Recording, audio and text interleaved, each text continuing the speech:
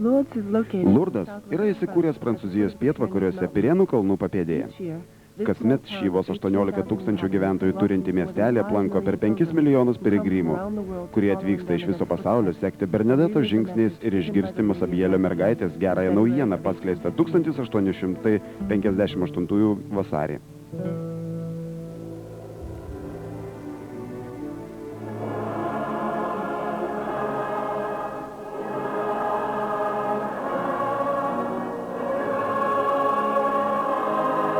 Lurdas. Piligrimystė.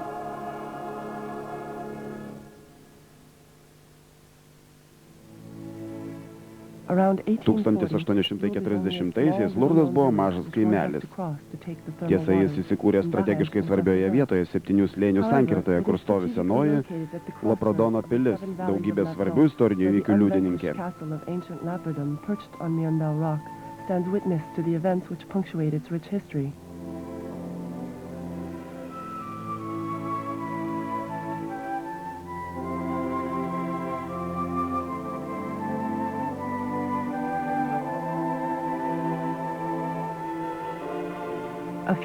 Prie Lapakos upės stovi keletas malūnų. Vienas iš jų, Boli malūnas, uždarytas. Malūnininkas Žastinas Kotrolas neseniai mirė.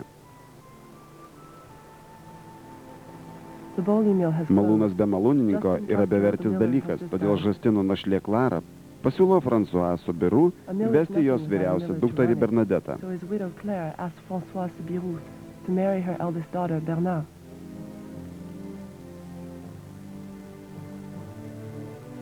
Tačiau François akį patraukė jaunėlė, 17-metė blondinė Luiza. Vestuvės įvyksta 1843 metų sausio 9 dieną. Netrukus jaunoji pora persikelia į malūną. Būtent čia 1944 sausio 7 gimsta duktė Bernadeta. Ji pakrikštijama po 2 dienų. Krikštui naudotas indas iki šiol saugomas vietinėje bažnyčioje. Gyvenimas malūne ramiai teka toliau. Lapkričio mėnesį Luiza nusidegina žvakės liepsna, nebegali maitinti Bernadetos krūtimi ir todėl 18 mėnesių atiduoda mergaitę žindyvė gyvenančiai Bertreso kaime. Metams bėgant, šeima gausėja, gimsta Antonetė, vėliau Žana Marija, 3 mažose malūno kambarėliuose jau gyvena 9 žmonės.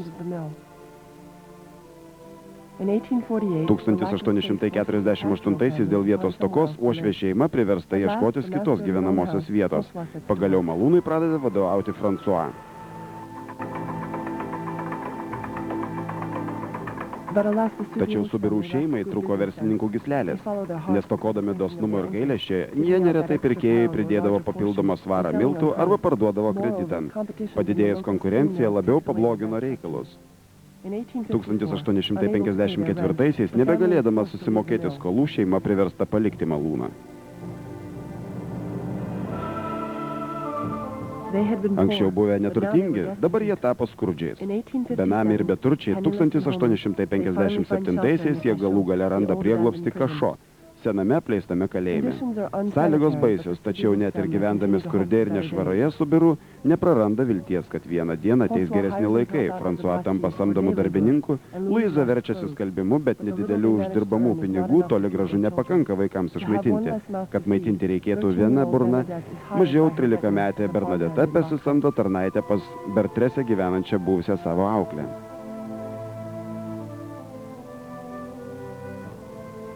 Čia jai paskiriamas darbas prižiūrėti kiaules ir avis, bet atskirai nuo šeimos Bernadetai nuobodu.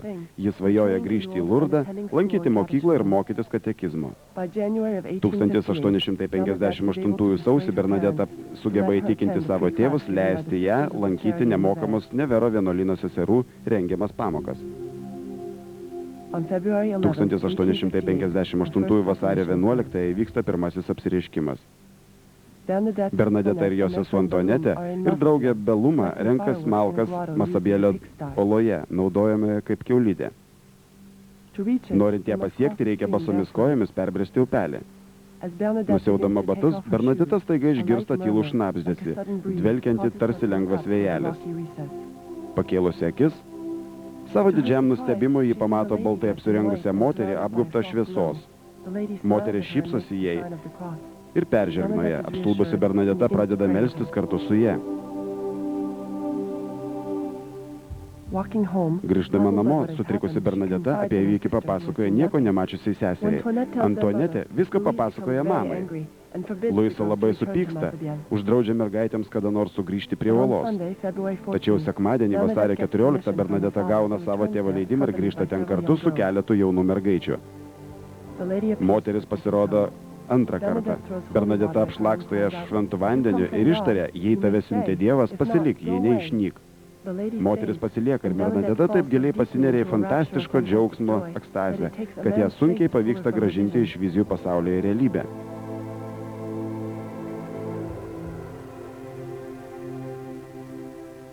Lurde visi žmonės mano, kad tai kliedesys. Vasario 18 ketvirtadienį Bernadeta prie uolos palydi ponę Nije, kuriai Luiza vienu metu dirbo, ir ponę Pirė. Jų patarta Bernadeta paprašo moters užrašyti savo vardą. Moteris šypsosi ir sako, tai nėra reikalinga, bet ar galėtum čia kasdien ateiti 15 dienų? Aš negaliu pažadėti tau palaimos šiame gyvenime, bet kitame Bernadeta pažada ateiti. Į Lurdą grįžusios moteris papasakoja, kas nutiko.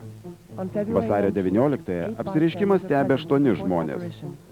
Kitą dieną jų skaičius padidėja iki 30, o vasario 21-ąją per 100 žmonių stebi apsireiškimą. Susidomėjęs policijos superintendantas pakviečia Bernadetą griežtam pokalbiui. Bernadeta pažadėjo moteriai ateiti 15 dienų, todėl jis sugrįžta prie uolos, nepaisydama intendento įspėjimo. Nors vasario 22 apsireiškimas neįvyksta, vasario 23 Bernadeta vėl išvysta tai, ką apibūdino kaip nesuvokiamą buvimą. Vasario 24 8 apsireiškimo metu moteris nebesišypso. Ji sako Bernadetai, atgailauk, melskis už nusidėjėlių atsivertimą. 300 liudininkų mato, kaip Bernadeta linkteli galvą. Taip, o po to papurto galvą. Ne. Prieš nulenkdama galvą žemyn. Jie paklausė Bernadetą, kasgi nutiko. Ji paklausė manęs, ar galiu suklupti ir pabučiuoti žemę už nusidėjėlius. Aš atsakiau taip. Ji buvo labai liūdna. Vasario 25-ąją, 9-ojo apsireiškimo metu moteris liepia Bernadetai eiti, atsigerti iš šaltinio ir nusiprausti jame, o po to valgyti šalia augančią žemę. Bernadeta pirštais išrausė nedidelę duobę, iš kurios ištryksta drumzlinas vanduo. Bernadeta semia jį rieškučiomis ir bando nuryti.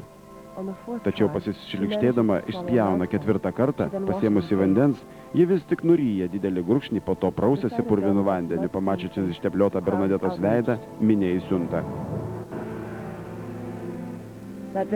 Ta dieną Bernadeta apklausė prokuroras Ditiūras, kuris pagrasina uždaryti ją į kalėjimą. Vasario 25-ąją apsireiškimas neįvyksta, bet vasario 26-ąją moteris pasirodo vėl. Toje vietoje, kur Bernadeta iškasė duobę, trykšta skaidrus vandens šaltinis.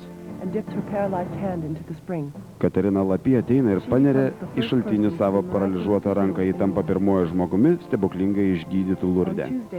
Antradienį, kovo 2-ąją, 13 apsireiškimo metu Bernadetai paskiriama misija. Eik ir pasakyk kunigams, kad čia pastatytų koplyčią, atvestų žmonės ir vykdytų apeigas. Tada liepk jai pasakyti savo vardą.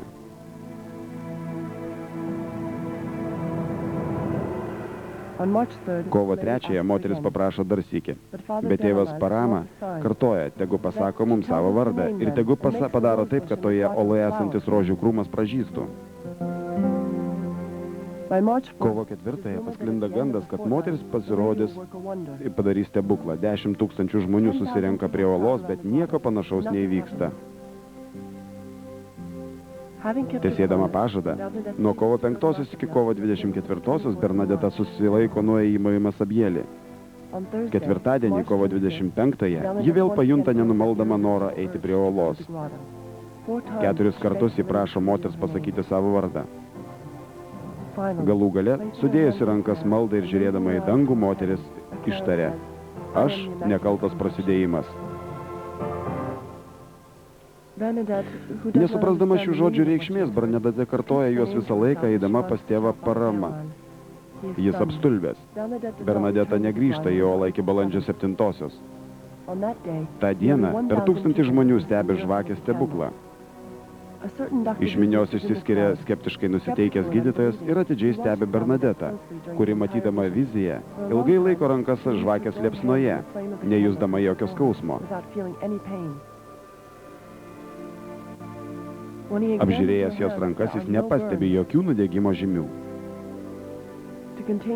Sunerimusi valdžia užbarikaduoja Olą ir uždraudžia žmonėms ten eiti, grasindama bausmėmis. Nepaisydama to, penktadienį Liepos 16-ąją Bernadette nepastebėta prasmunka į pievelę kitoje tvoros pusėje. 18 paskutinį kartą susitikti su moterim.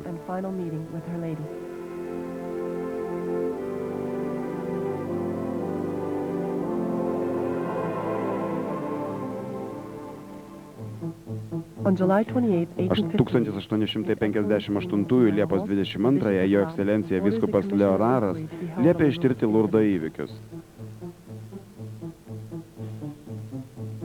Tų pačių metų spalio 5 dieną barikados buvo patrauktos nuo Olos. Į Lurdą ėmė plūsti tikinčiųjų minios. Prasidėjo stebuklingi išgijimai ir nuoširdus atsivertimai.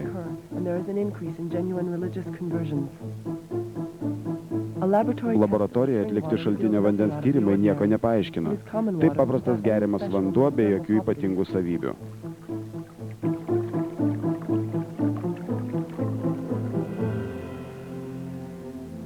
Norėdamas apsaugoti Bernadetę nuo minios smalsuolių, tėvas Paramalis 1860 Liepą apgyvendina prieglaudoje. Ji čia gyvena 6 metus, vis giliau jausdama religinį pašaukimą ir mokydamasi užjausti ir mylėti sergančiosius. Po 4 metus trukusio tyrimo 1862 sausio 18-ąją senjoras Loranas oficialiai pripažįstamas Abielio apsireiškimus ir stebuklingą pirmo 7 išgijimų įvykusių tarp 1858 kovo ir lapkričio kilmę. Tuo tarpu Bernadetos sveikata taip pablogėja, kad balandžio 26-ąjį jai suteikiamas paskutinis patepimas. Tačiau po to jos sveikata smarkiai pagerėja ir Bernadette nusprendžia tapti vienuolę, bejodama tik, kurią kongregaciją prisirinkti. Vėl susirgusi negali dalyvauti 1864 balandžio 4 dieną Lurde įvykusioje pirmoje didžiojoje procesijoje, kurios metu vyskupas Loranas pašventina Oloje pastatytą statulą. Ta pačią dieną Bernadette nusprendžia stoti į Neveros seserų vienuolyną. 1866 balandį ją priima. Gegužės 21-ąją Bernadette dalyvauja kriptos iškilmingame atidaryme, kurio metu senjoras Loranas pašventina altorius ir laiko pirmąsias šventas mišias. Galų gale Liepos 3-ąją prieš išvykdama į Neverą Bernadette paskutinį kartą pasimeldžia Oloje ir praleidžia vakarą su šeima.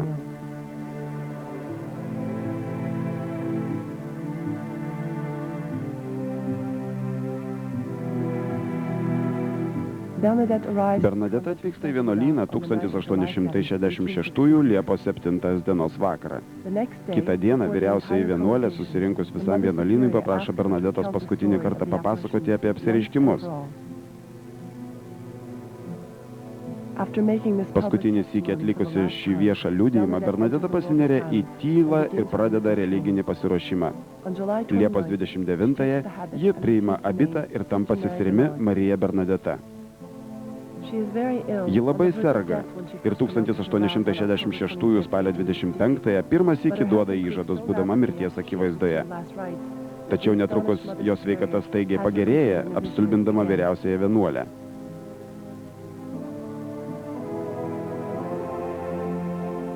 Bernadette antrą sykį duoda įžadus 1867 spalio 13-ąją.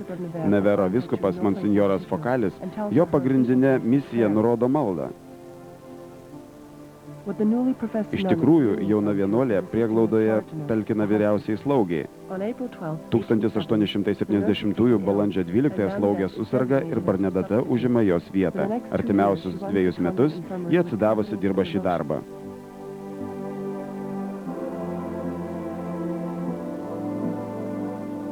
1873-aisiais Bernadeta vėl susirga ir trečią sykį gauna paskutinį patepimą.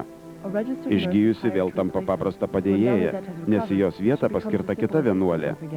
Bernadetos sveikata toliau blogėja. 1875-aisiais ji jau nebegali dirbti jokio darbo.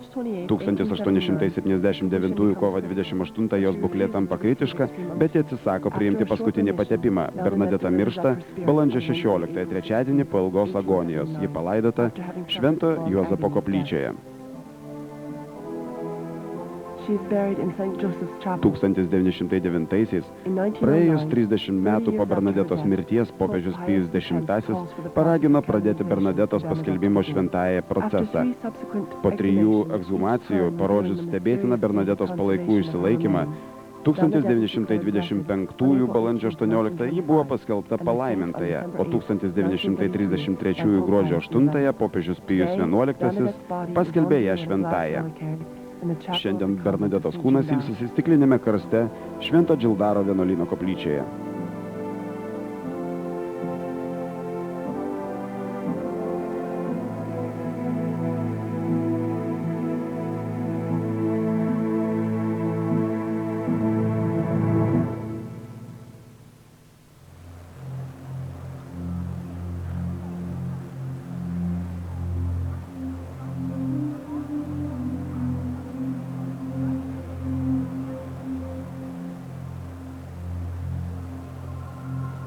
In his study of the Lourdes events, 1954 pradėdoje studijoje profesorius René Laranta aiškina Lurdo įvykius.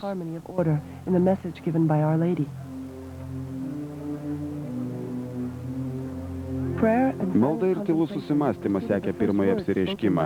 Moteris paprastai paprašė Bernadetą ateiti pas ją 15 dienų, nežadėdama nieko, tik laimė kitame pasaulyje.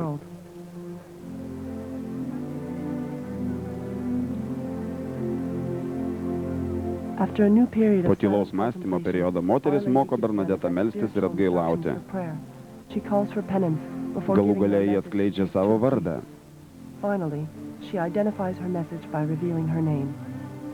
Atgaila, neturtas ir malda – 3 pagrindiniai Lurdo žinios elementai.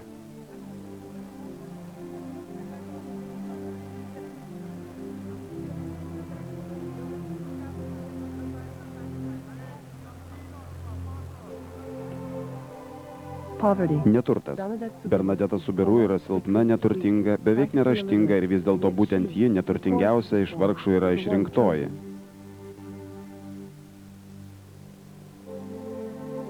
Malda. Išvydusi moterį Masabjelio olos šešėliuose, Bernadeta griebiasi ražančiaus ir išsigandusi mėgina persižegnoti.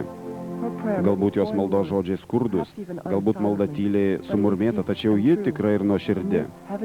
Per maldą bendraujame su aukščiausiojo, asmeniška Bernadetos tyli malda šiandien tapo kiekvieno piligrimo malda.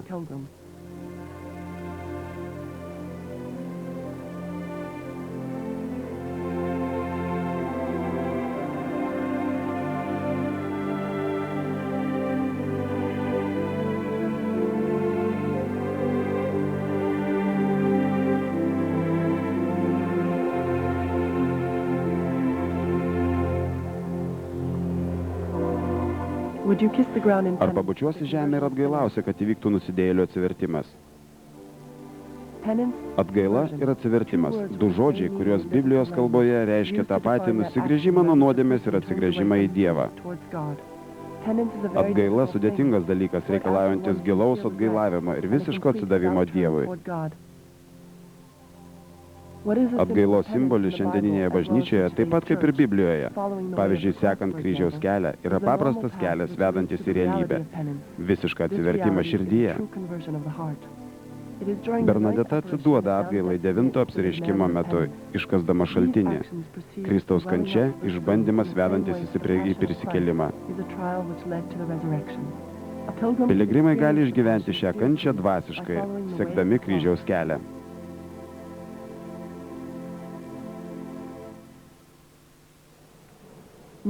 Prie kelio pradžios susitaikymo koplyčia kviečia piligrimus žengti pirmąjį žingsnį atgailos link, atlikti išpažintį. A statue of Saint Prie koplyčios stovi šventojo Žano Marie Vieno Arso kunigo statula, vadinama tyliu išpažinčių klausytoja. Ši statula yra apsupta piligrimų nuo 12 iki 15 valandų per dieną. Lordo kryžiaus kelias yra 1200 metrų ilgio.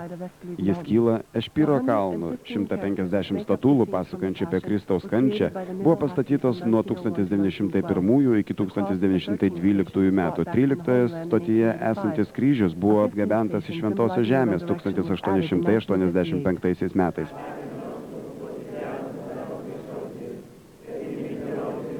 1958 buvo pastatyta 15 stotis, simbolizuojanti prisikėlimą.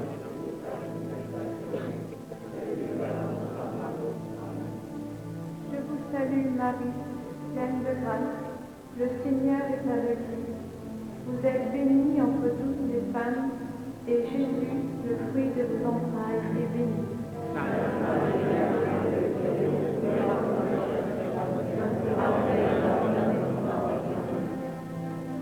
Ave Maria, piena di grazia, il Signore è con te. Tu sei benedetta tra tutte le donne, e benedetto è il frutto del tuo seno, Gesù.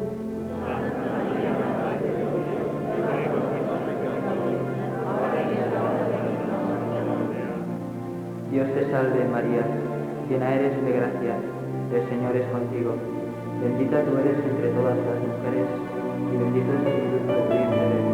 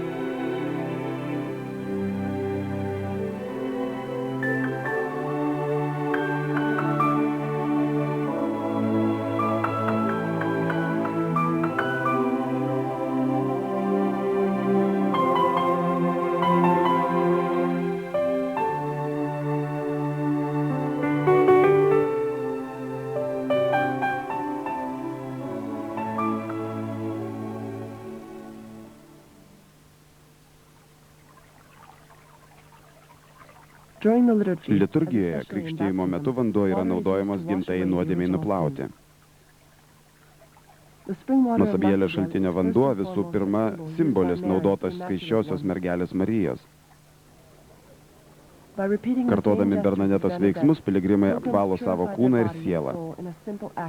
Šis aktas yra įkvėptas gilaus ir nuoširdaus tikėjimo. Nuosabėlio šaltinio vanduo paprastas, tinkamas gerti, neturintis jokių gydomųjų savybių.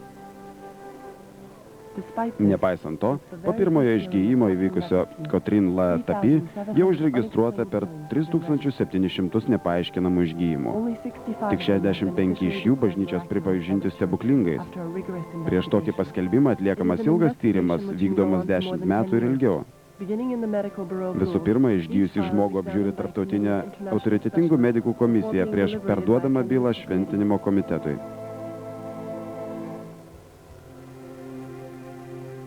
Jūs matote kunigą, kurio suteikta komunija išgydė Žaną Frete, 52 stebuklingai išgydytą žmogų Lurde.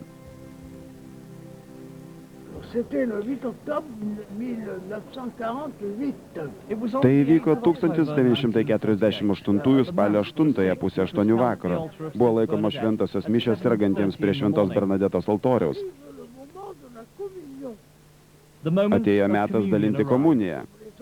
Priėjau prie gulinčios moters ir pamačiau juodą kraują, tekantį iš jos nosies ir burnos. Aš paklausiau, ar ji nori priimti komuniją. Ji neatsakė, aš paklausiau keletą kartų. Tada priėjęs pravėriau jos burną, o aš padėjau ant jos liežuvio gabalėlį ostijos. Pats užvėriau jos burną.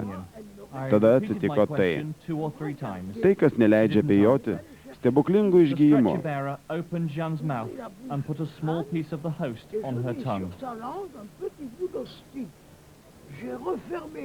I closed Jean's mouth myself. And here I must be adamant. Straight away I Viskas įvyko kaip giesmėje. Atsimenate, viešpats pasakė, jis matys ir jis pamatė. Jis pasakė, eik, ir žmogus pakilo. Taip ir atsitiko čia. Žanas staiga atmerkė akis ir paklausė, kur aš esu. Aš jai atsakiau, Lurde. Ji buvo komos būsenoje visą Liepą, rugpjūtį, rugsėjį ir spalį. Jau 6 metus ji negalėjo normaliai valgyti ir netgi vanduo virsdavo ją vemti.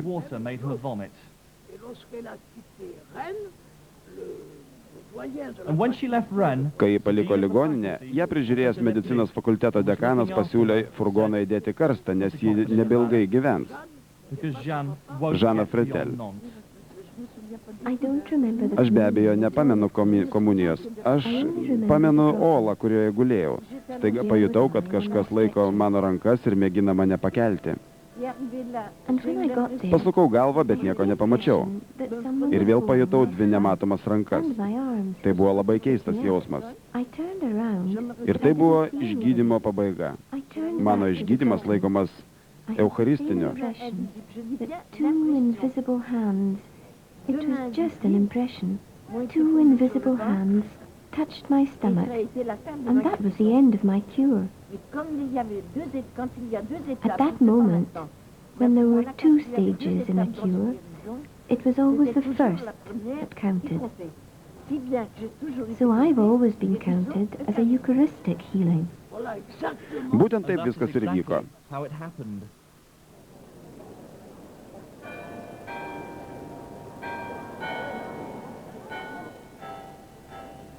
Masabjelio oloje skaptuota kripta buvo pašventinta 1866 metų gegužės 19.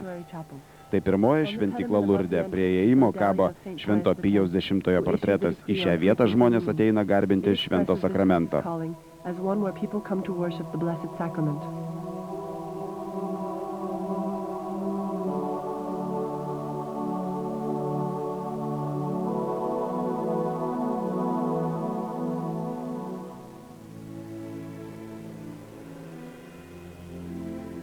Virš kriptos pastatyta aukštesnioji bazilika, taip pat žinoma kaip Skaisčiojo suvokimo bažnyčia. Jos aukščiausias taškas siekia 70 metrų. 1908 metais, pažymint apsireiškimo 50-metį, buvo pastatyti 2 papildomi bokštai. 1874 popiežius Pijus X paskelbė nekalto prasidėjimo dogmą. Pažymint tai, jo portretas kabo bazilikos portale.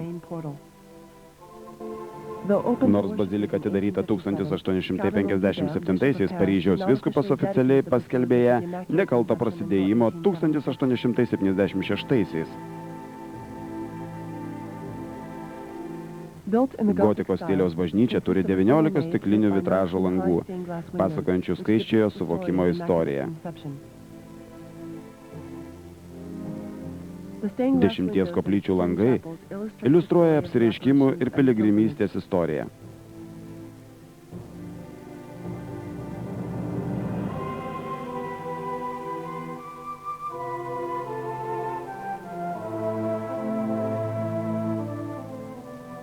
Tačiau viršutinė bazilika greitai tapo per maža didžėjančiam maldininkų skaičiui ir jo šventenybė popiežius Pijus IX liepė pastatyti naują bažnyčią. Švento Rožančiaus bažnyčia. Architekto Leonardo Herdžio kūrinio akcentas – kapitelės su milžinišku kryžiumi. Bažnyčia buvo atidaryta 1889, o 1926 popiežius Pijus XI paskelbė ją baziliką. Prie įėjimo matome skulptūrą vaizduojančią šventą mergelę ir kūdikį tėvų duodančių rožančių šventam Dominykui, kuris išpopuliarino šį atsidavimo aktą. Skulptoriaus Manuvie kūrinį bažnyčiai pasiūlė jo architektas Hardis.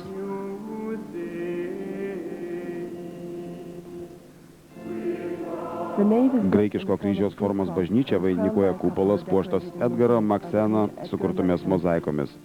Tikintieji meldžiasi 15 koplyčių. Jose gausybė Fačino sukurtų mozaikų iliustruojančių religinės istorijas. Paskutinėje iš jų vaizduojamas Marijos karūnavimas, taip pat rodomos kelios svarbios šventyklos istorijos figūros.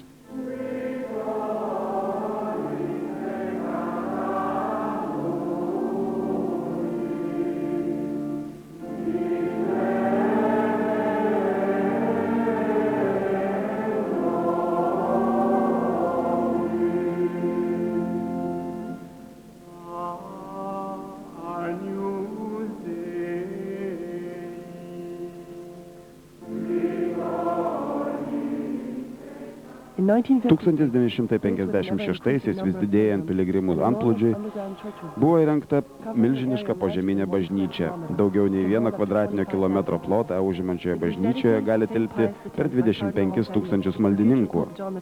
1958 kovo 25-ąją pažymint apsireiškimų šimtmetį, kardinolas Montaly, vėliau tapęs popiežiumi, paskyrė bažnyčią Pijui X.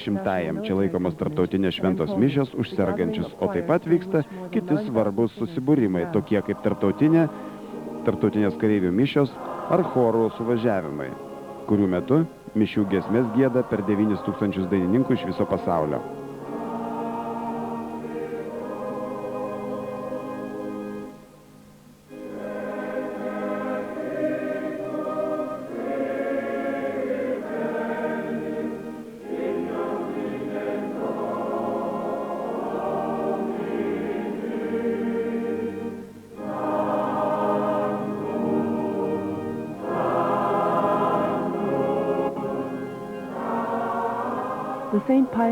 Švento Pijaus X bazilika puošia 3 serijas Žano Polio ir Žeraro Salamanterų tapybos darbų.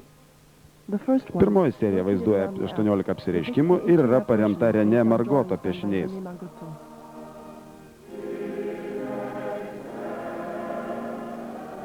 Rytinėje dalyje matome 15 kryžiaus stočių, o vakarinėje 15 rožančiaus paslapčių.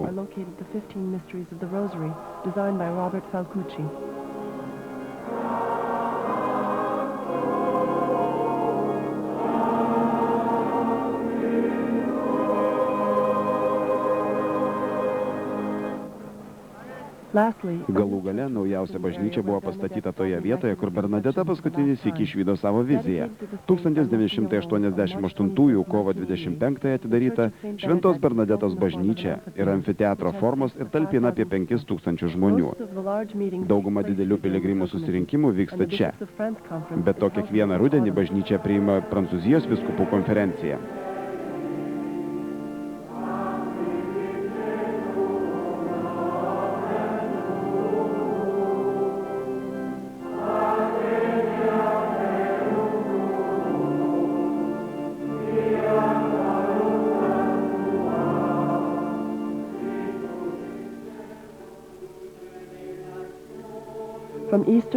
Nuo Velykų iki spalio vidurio kiekvieną popietę vyksta palaimintojo sakramento procesija.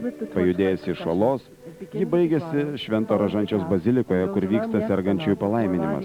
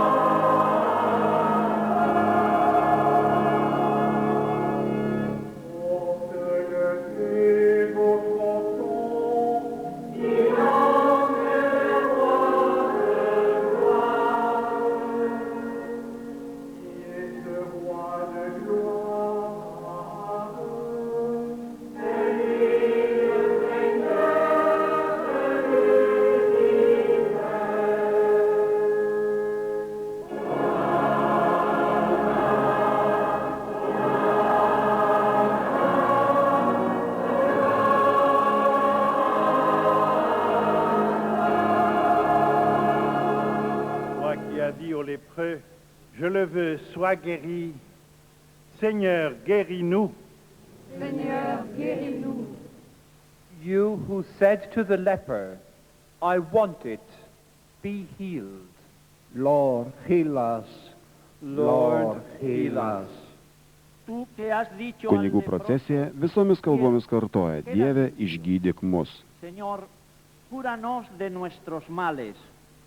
Señor, cúranos de nuestros males. Signore, fa che io cammini. Signore, fa che io cammini. Signore, fa che io cammini sulla tua strada. Signore, fa che io cammini sulla tua strada.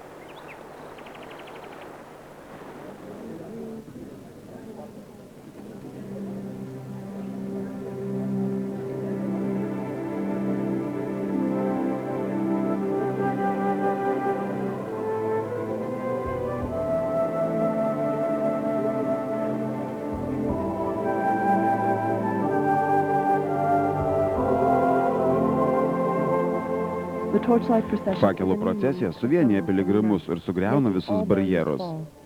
Nešdami žvakes, piligrimai gieda Ave Marija Lourdes. Pirmoji šios pagal senos Pirėnų dainos melodiją sukurtos giesmės posmai buvo sukurti 1873 metais. 1976 Conan Lebar perrašė tekstą, gimė giesmė, kuri pasakoja Lurdo apsireiškimų istoriją.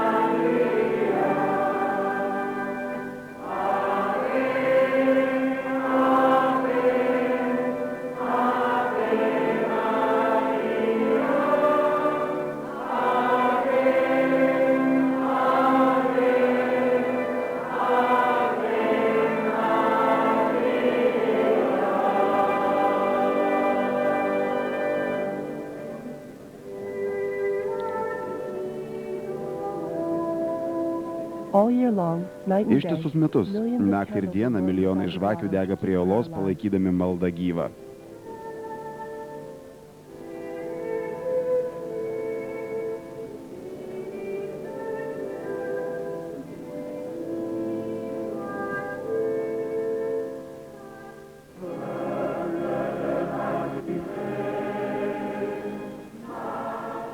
Šiandien Lurdas kasmet priima per 600 piligrimų kelionių iš viso pasaulio. 5 šalis rengia nacionalinės asamblėjas – Anglija, Belgija, Prancūzija, Italija ir Olandija.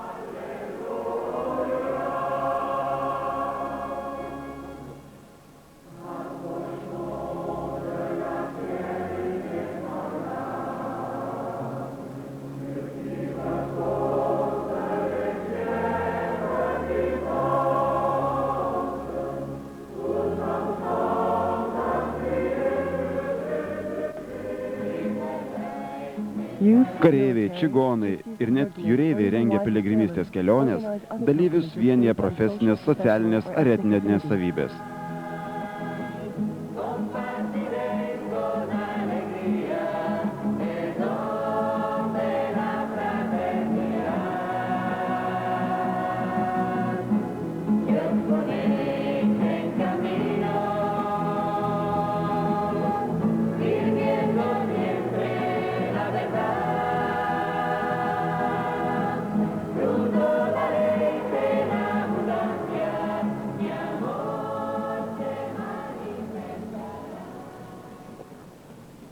Įvairių draugijų ir religinių brolijų nariai nuolat siunčiami į Lurdą dalyvauti rožančiaus piligrimystėje.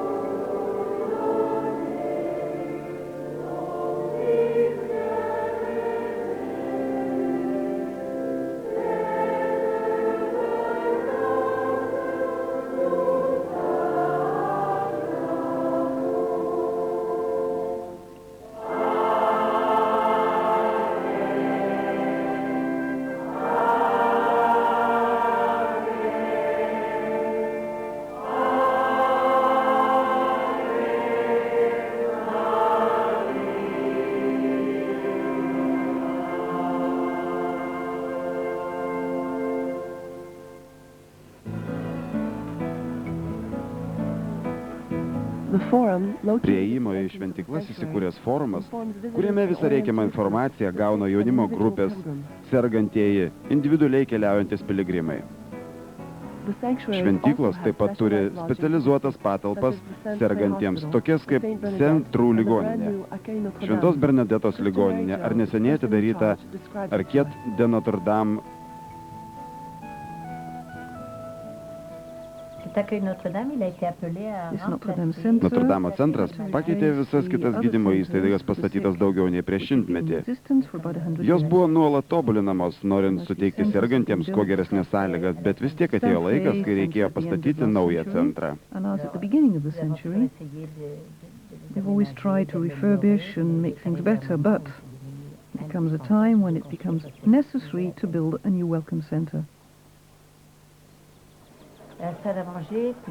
Anksčiau buvusiame valgomajame tilpo 500 žmonių, susirinkdavo ispanai, italai, žmonės iš šiaurės, pietų. 500 people, so people were with Italians, Spanish people, people from the north, from the south. Impossible for people to understand each other, everybody talking in his own tongue. It was rather folklore. Niekas nesuprasdavo kaimynų, dabar valgomasis išsidėstęs per kelis aukštus, atmosfera tapo daug draugiškesnė. So it's much more, year 2000 than we were before.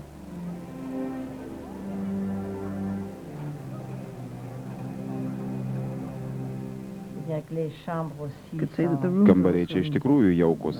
Yra privatus sanatoriniai skyriai. Daug svečių nustebina kambarių erdvumas. Bet čia juk ne ligoninė, o sergančiųjų centras. There's lots of space too. People say, my goodness, what a lot of lost space. But no, it's not a hospital in our home. It's a home for sick people, a center for sick people. People are up all day long. Tai, kad kambaryje stovi keletas lovų, nieko netrikdo. Tie, kurie čia atvyksta po vieną, džiaugiasi, kad turi su kuo pabendrauti. Stengiamės, kad pas mus žmonės pasijustų kaip namie. Tells us to say everybody is at home here because everybody is in his mother's house.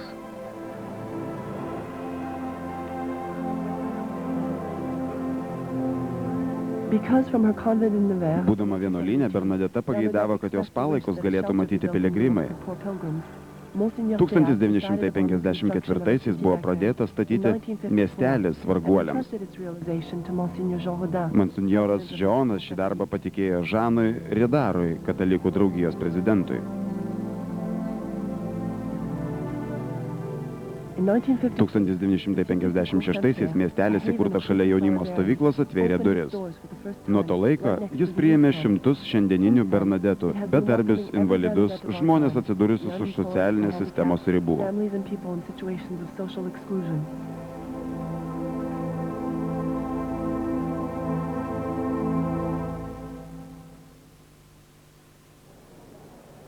Pabaigę piligrimystę, turistai gali būti maloniai nustebinti muziejų ir istorinių įžymių vietų gausa. Veikti tikrai yra ką.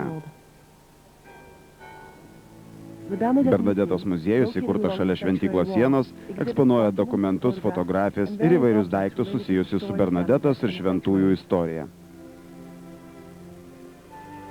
Pirėnų kultūros nacionalinių drabužių ir šio regiono baldų gamybos istoriniai reliktai priglaudė senojoje Lurdo pilyje.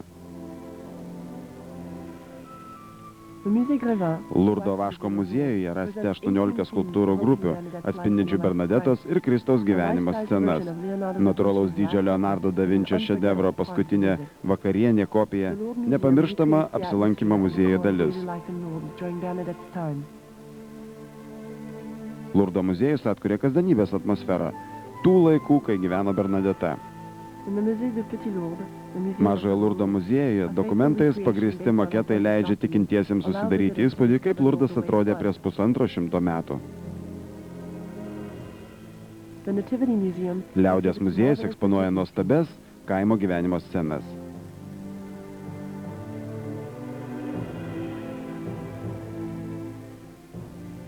Lurdo ežeras, didžiausias Pirėnuose, jo pietinėme krante, tarp kalnų ir miškų, įsikūrė 18 poilsiaviečių. Nuo 1900-ųjų Lurdo svečiai mėgaujasi nuostabiais laiko ir vandens suformuotais Betiono olų vaizdais.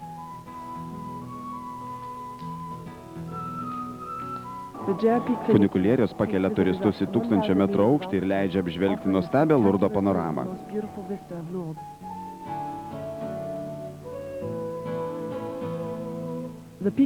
Medibego Ro viršūnė, nesunku pastebėti, ją puošia milžiniška radijo antena. Iš jo 3000 metrų aukštį esančio unikalaus balkono galima apžvelgti kvapą gniaužiančią Pirėnų kalnų grandinę. Nuo kalnų krenta daugybė įspūdingų krioklių, tokių kaip šis.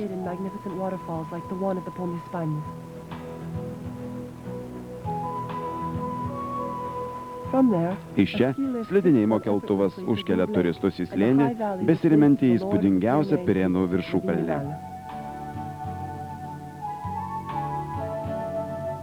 Galų gale tiesiog neįmanoma atsisveikinti su Lurdu ir Pirėnais nepamačius šios įspūdingos 3000 metrų aukščio kalnų sienos, nuo kurios krenta didžiausias Europoje krioklys.